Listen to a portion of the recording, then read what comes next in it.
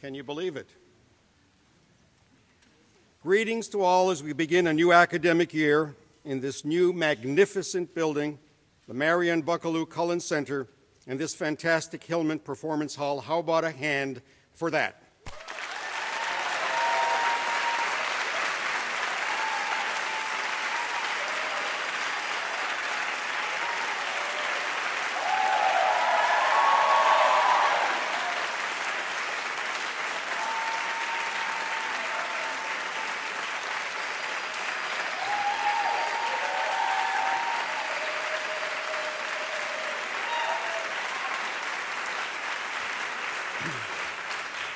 Only 39 years in coming, the ghost has arisen. Those of you who go back to the days when we talked about it as the Ghost Building. But what a superb venue for learning and performing, and more about the building later. But in the meantime, allow me to offer a special, fond greetings to Elsie and Henry HIllman, Westminster's greatest friends and most generous benefactors who are watching us via webcast. Elsie and Henry, I hope you're there. And how about everybody saying hello?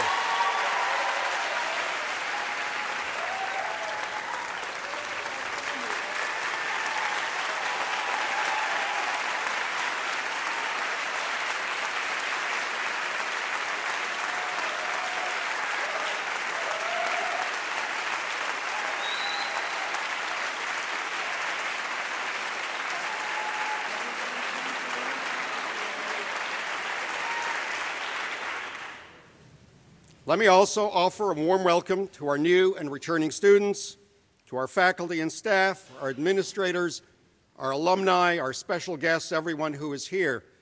Allow me for a moment to introduce members of the senior team: Donna Jean Fredine, Provost and Vice President for Academic Affairs; Julie Carnes, Vice President for Finance and Treasurer; Jamie O'Hara, Vice President for Enrollment Management; Jonathan Meir, Vice President for University Advancement; Rob Stoto, Associate Vice President for Human Resources; Tony Campbell, Associate Vice President for Student Affairs and Dean of Students; Debbie Stasola, Associate Vice President for Planning; John Lennox, Assistant Vice President for University Communications; and just in case if you remember, Bob Annis, Dean of Westminster.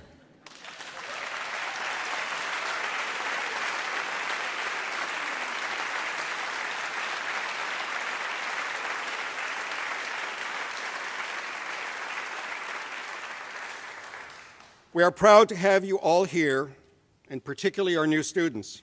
And I know you are proud to be here as well because you have joined a remarkably special place, Westminster Choir College of Rider University, one of the world's preeminent colleges of music. You are here because you are among the best and the brightest from all over the U.S. and the world.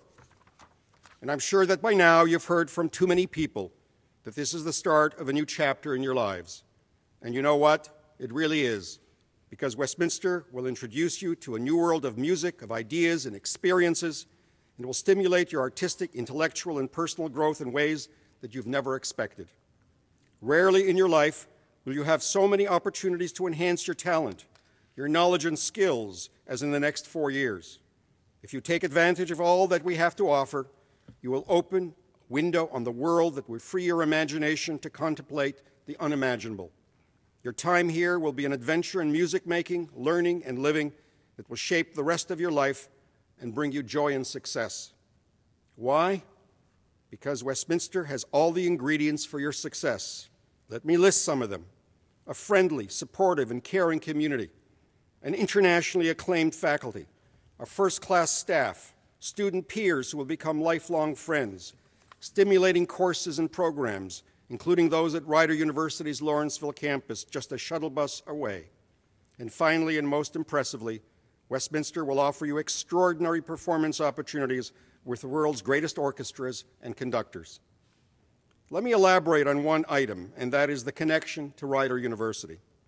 This connection is based in our two-campus Westminster College of the Arts structure that builds on and incorporates and retains the celebrated identity and heritage of Westminster Choir College and joins it with the distinguished performing and visual arts programs of our School of Fine and Performing Arts on our Lawrenceville campus.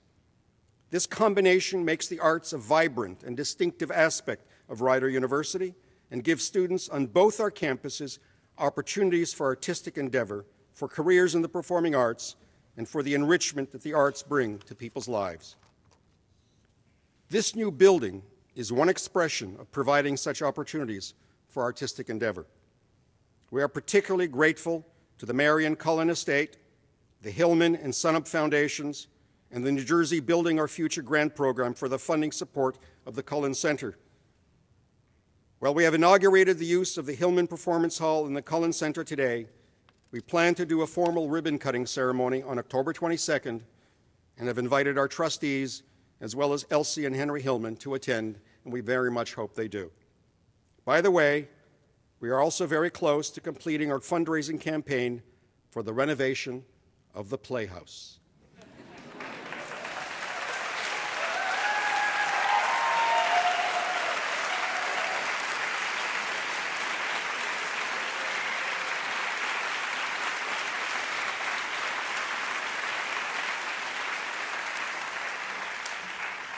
I think that took more than 50 years.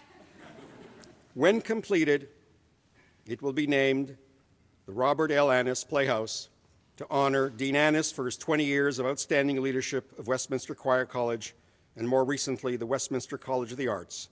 As you know, Dean Annis will be retiring at the end of the semester, and we will have another opportunity to praise him for his many achievements. Bob, thank you.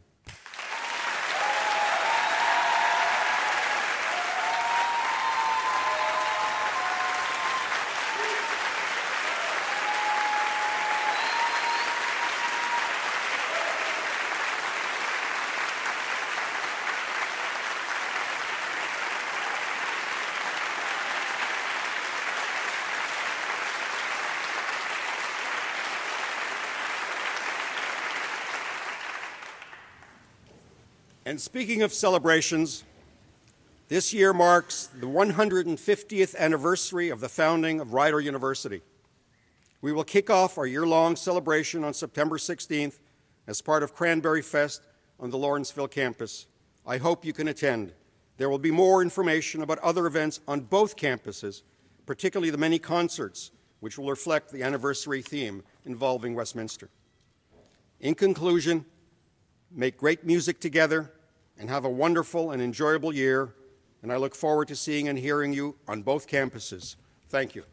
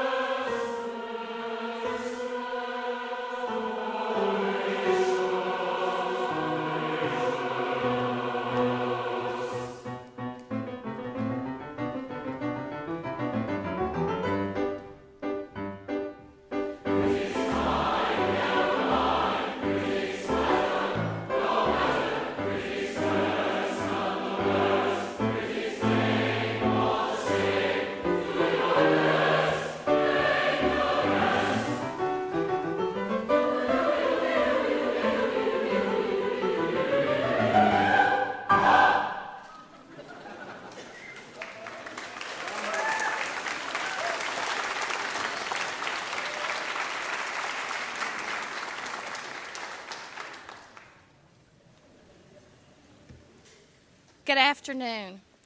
I'm very honored to be here on such an exciting day and to have the opportunity to speak. This past Friday, I met with the new students at Westminster Choir College to welcome them to Rider University and to provide them with an academic charge. Our conversation focused on their academic experience, both generally as a Rider University student and more specifically as a Westminster Choir College student. We discussed the importance of preparation as a lifelong learner, as an individual always listening for the harmony in life, and as a critical reader. We talked about the shared read and the need for both breadth and depth of knowledge. Finally, I challenged them to reach for the stars in all the work they do, to stretch beyond their comfort zone, and to follow their dreams. Now, I realize these new students are here with us today, so with your permission, I would like to share with the rest of those assembled some of the things I learned about you. Of those in attendance on Friday, I would say 3/4 hope to have your work at Westminster Choir College propel you towards your dream of a performance career, hopefully one that involves Carnegie Hall. I swear that every student in attendance raised their hand when I asked how many were music education majors. Now, of those who are music ed majors, I would say half are doing so as a means of making a living while pursuing their performance dreams, and the other half are doing so because they have a deep belief in the value of the arts in the education and intellectual development of the whole child. Almost every one of you indicated that you are here because you are passionate about the role of music in your life, but also understand the value and role of an educated person in the 21st century. And I'm very pleased to report that everyone indicated you came to Rider because you love to learn and want to learn how to learn. So to the new students, I want you to know I found your enthusiasm exciting and inspiring. The room was filled with nervous energy, but everyone seemed ready and eager to meet our expectations of you as Rider students. And as President Rosansky pointed out, the Rider faculty and staff are here to do all we can to support your success as students. However, I do believe that nervous energy was also based on the fact that you know the playing field has changed. We have great expectations of you and will push you to meet those expectations. I encourage you to look for inspiration all around you, as it has the power to get you through a bad week and even give you the courage to pursue your dreams. We know that inspiration and motivation are integral to student success.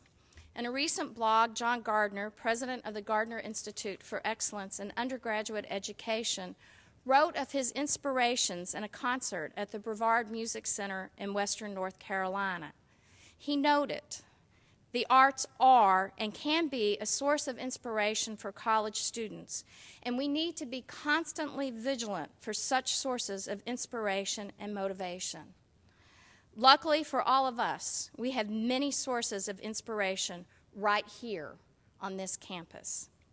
Let's start with the most obvious, this glorious space. Mort mentioned it, and it has been my understanding that this space has often been referred to as the ghost building, a dream that was only in someone's imagination.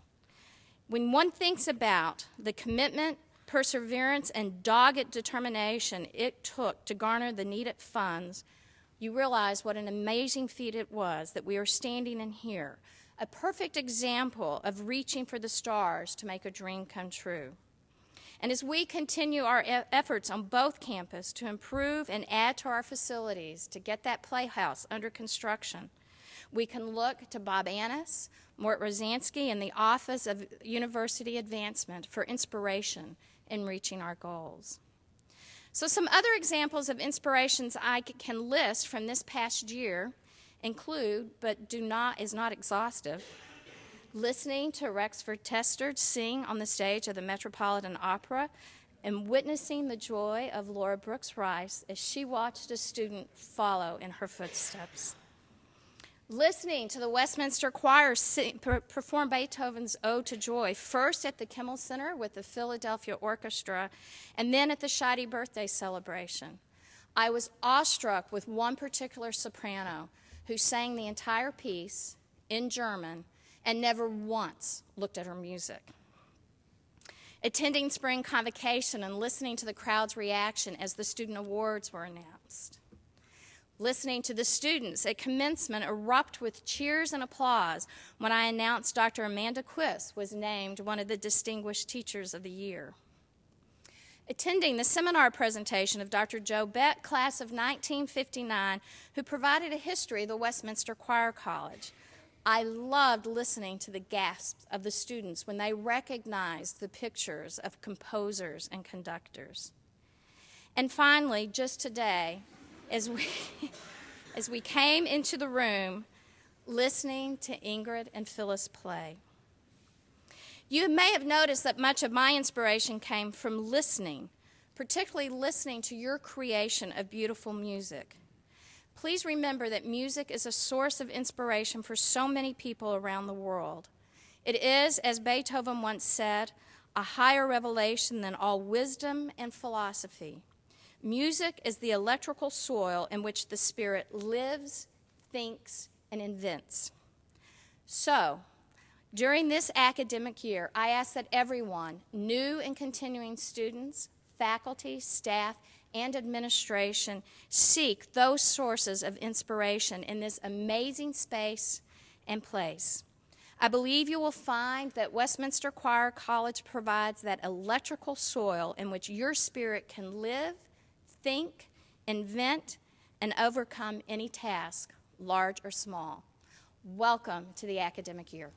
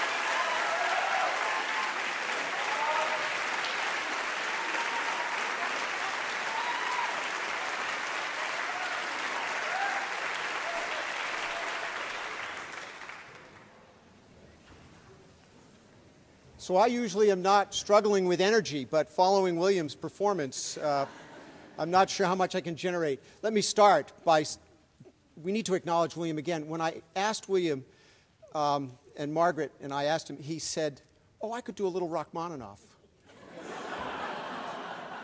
Let's all thank William again.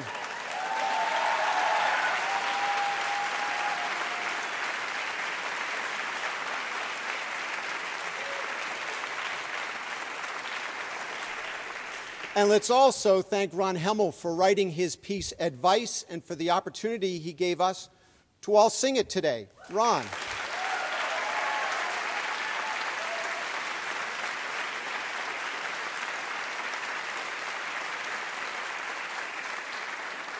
And I'd like to actually acknowledge all of the faculty performers who are sharing their gifts with us today. In addition to Professors Hemmel and Hobbs, we have Phyllis Lehrer, Ingrid Clarefield, J.J. Penna, Jim Jordan, Stefan Young, Tom Shelton, Amanda Quist, and Joe Miller. Thank you all.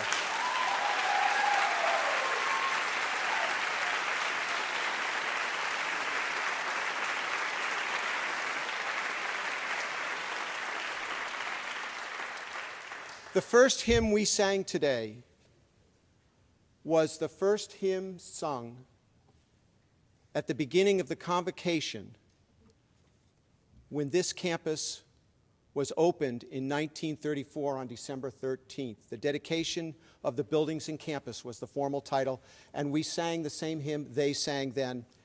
Maybe it's a little corny, but we thought there was some nice symbolism in that side of the fence. The promotion and tenure process is a key component to the university and faculty life. Last year, several faculty successfully completed that process. There were 2 faculty from the School of Fine and Performing Arts. Germán Cardenas Alaminos of the theater faculty was promoted to Assistant 2, and Robin Lewis of the Music Theater faculty was promoted also to Assistant 2. They couldn't be with us today, but we extend our congratulations to them. From Westminster Choir College, Christian Carey, Music History, Composition, and Theory faculty, was promoted to Associate Professor with tenure. Christian.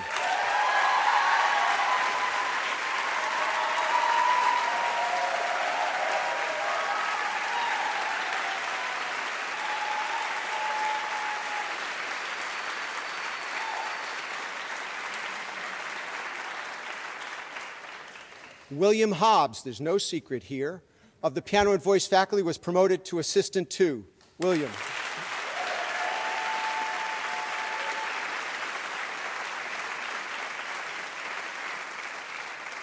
And Al Holcomb of the music education faculty was granted tenure. Al.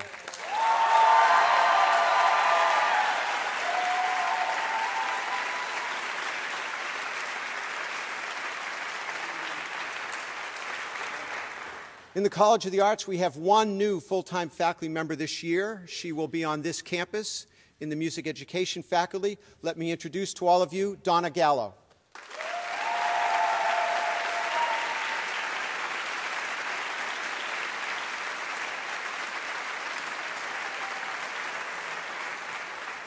Each year, several of our students come back early from summer vacation to plan the orientation week activities and pitch in getting the campus ready for the new students. This year's group was engaging, outgoing, and compassionate. They worked hard, preparing skits and other activities, as well as creating a welcoming atmosphere for the new students and their parents.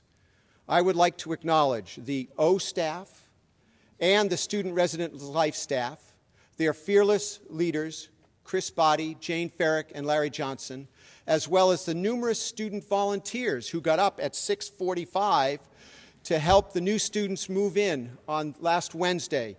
Will all of you please stand and let us thank you for your efforts and commitment?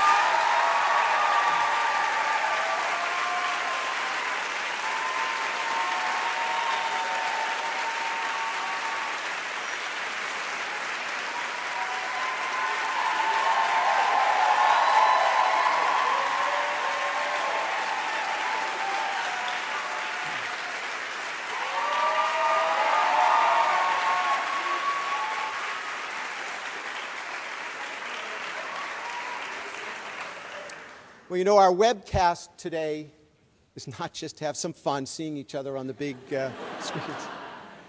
And it's not just to show a small sample of some of the capabilities of this room, but it also allows us to bring the opening of the Cullen Center to our alumni, our friends, and the countless individuals who helped through their support make this building a reality.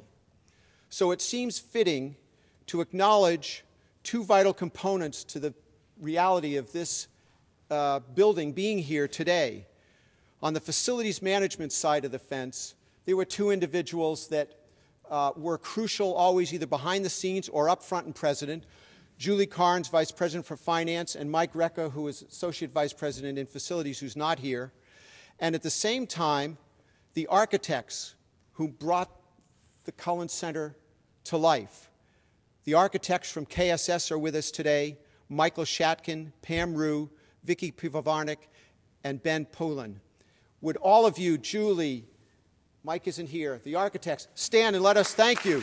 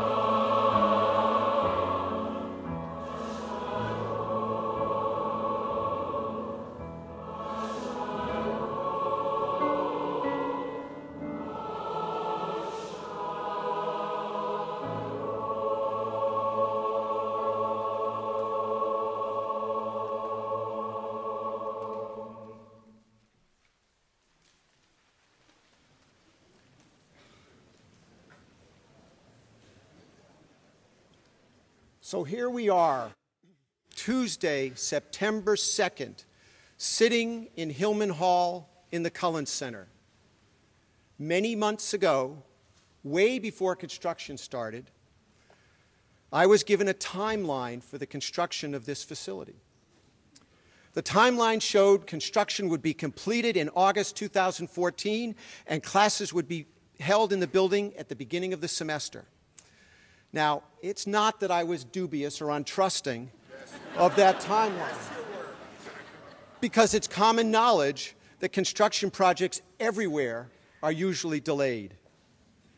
But here we sit in a building that received its certificate of occupancy last week, and starting tomorrow will hold more than 45 of our classes each week.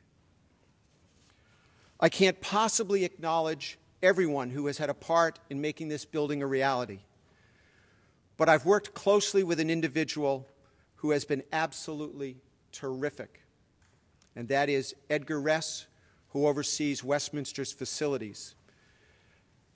I want to thank Edgar for his tireless efforts and commitment to the construction of this building.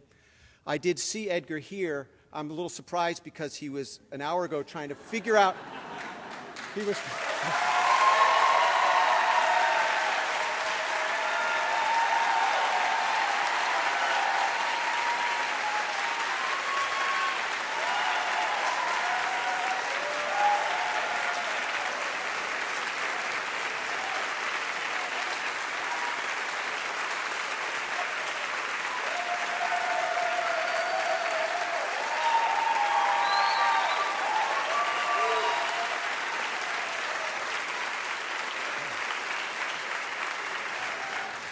An hour ago, he was sitting at his computer trying to figure out how to get the computer to talk to the software that runs the HVAC in the building. Anyway, in the coming days, you will see more work continuing to be done on this building. We have items that need to be installed, including the acoustical curtains in this room, technology and mechanical components that need programming and training, a day with the acousticians, signage, and obviously a little more grass outside. But please be patient as you see this going on. I want to mention that HIllman Hall, this room, has adjustable acoustics that will allow for refinement to meet the acoustical needs of a large choir, small ensemble, solo recital, classroom setting, recordings, and technology-advanced activities. In the last week, we have only begun to see the potential for this room. The Cullen Center, this entire building, is a sustainable learning environment that will receive LEED, Leadership in Energy and Environmental Design certification. President Rosansky is committed to sustainable projects for all new buildings at Ryder. Some of the LEED components in the Cullen Center include green power, low-emitting materials, FSC-certified wood, recycled materials, water use reduction, stormwater management, and construction activity that focused on pollution prevention. The last new building on this campus was the Scheide Student Center. It served its first meal, which was breakfast, on October 15th, 1975.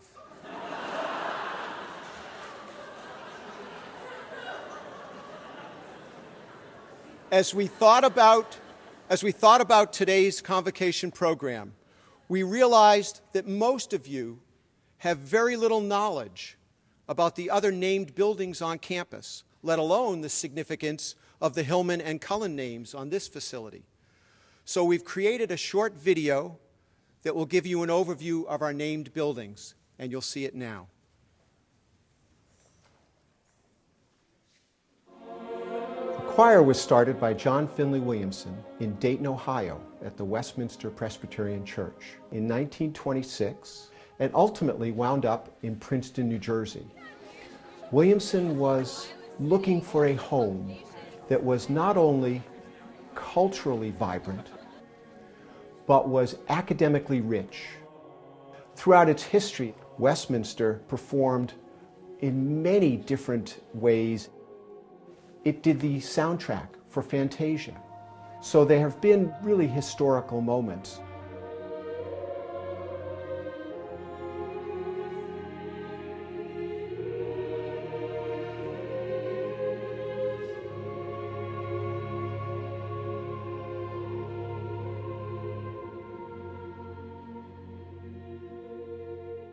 Westminster Choir College has benefited from the generosity of several individuals who have supported the mission of the Choir College and invested in its future.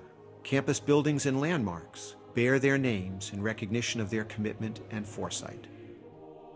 Williamson Hall is named for Westminster's founder, John Finley Williamson, and his wife, Rhea. Dr. Williamson in many ways revolutionized choral music in American churches.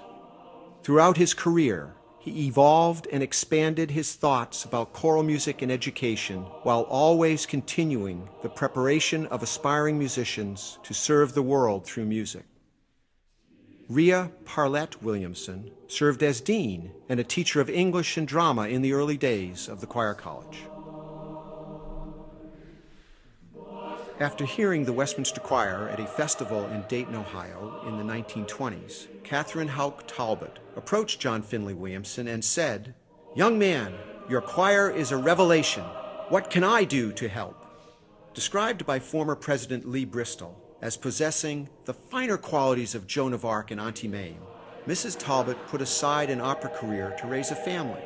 But for the rest of her life, she was Westminster's greatest advocate and a generous benefactor, arranging for its first European tour and historic performances in Russia. Talbot Library honors the vital role Mrs. Talbot played in Westminster's founding and her family's continued connection to the Choir College.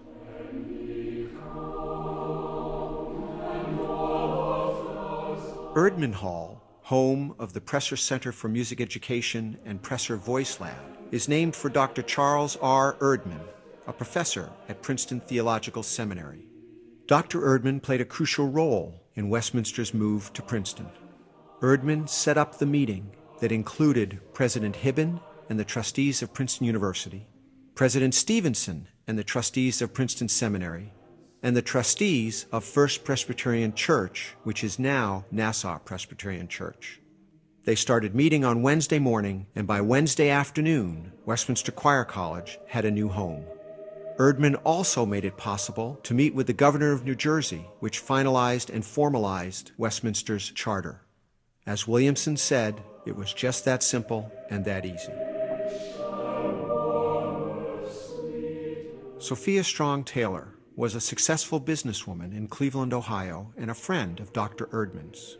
She heard the Westminster Choir perform in Ohio and listened to its regular radio broadcasts. According to legend, although she had only met the Williamsons once, Mrs. Taylor invited them to dinner at the Princeton Inn in 1933, and over dessert, she offered to purchase the land on which the campus stands today.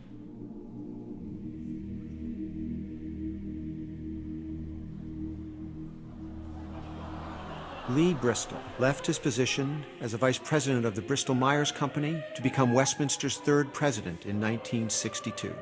A successful businessman, he was also a talented musician, the third American to become a member of Britain's Royal School of Church Music. Bristol Chapel is named for President Bristol and his father, Lee H. Bristol Sr.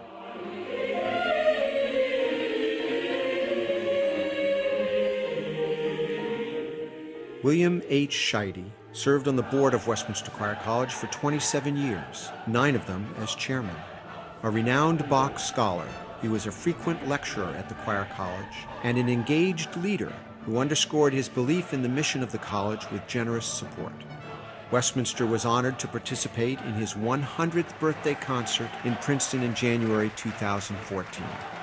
The William H. Scheide Student Center was named in his honor in 1998.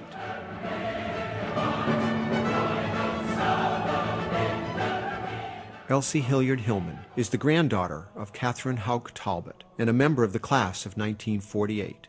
She served on the Board of Trustees for Westminster Choir College and for Rider University. With her husband Henry, Mrs. Hillman has committed time, talent, wisdom, and financial resources that have led to Westminster's current success. The Hillman Performance Hall serves as a center for rehearsals, performances, and a portal to connect Westminster with the world through technology. Marion Buckelew Cullen, a longtime Princeton resident, also served on the Westminster Choir College Board of Trustees. An avid traveler, she took great pleasure in meeting Westminster alumni around the world. Westminster Choir College recognized her work as a community leader and an advocate for the arts and education by presenting her with an honorary Doctor of Humanities in 2003. Upon her death in 2012, Mrs. Cullen made the largest bequest to the Choir College in its history. The Marion Buckelew Cullen Center honors her long-standing commitment to Westminster Choir College's mission and to its students. Westminster is grateful to these remarkable leaders and to the many others who have invested in the Choir College over the past 8.5 decades.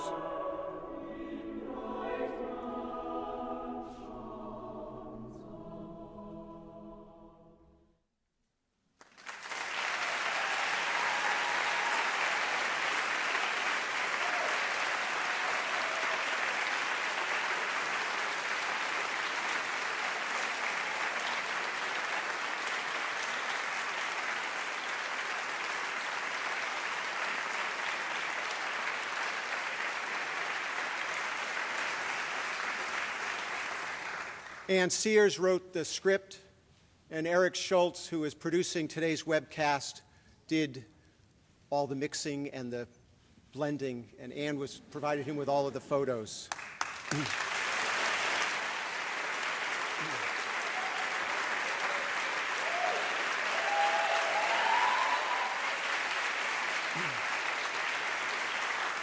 And if you don't have a class tomorrow night and would like to learn more about the history and legacy of Westminster, please join us tomorrow night at 7:30 in Bristol Chapel for a presentation by Dr. Joe Beck, class of 1959.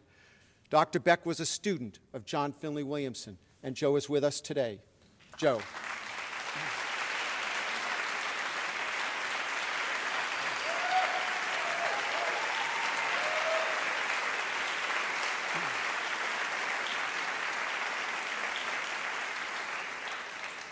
The Cullen Center is a beautiful facility that marks another milestone in Westminster's life. It is a tangible manifestation of the vibrancy of Westminster Choir College and the spirit of Rider University's 150th anniversary celebration. For me, it generates an excitement that is sometimes not containable. It is the perfect culmination of 20 years that have been wonderful for myself and my family. I will take with me cherished moments and memories of not just this building, but our sense of community, our creative and dedicated faculty, our talented and spirited students, our engaged and devoted staff, and countless inspiring performances. Words can't begin to express the joy I feel when I think of Westminster Choir College. We thought that we would try and let you share some of the joy I feel and have some fun at the same time. And we're going to show you now a short time-lapse video of the creation of this building. And when it's over, let's join together in singing the Lutkin benediction.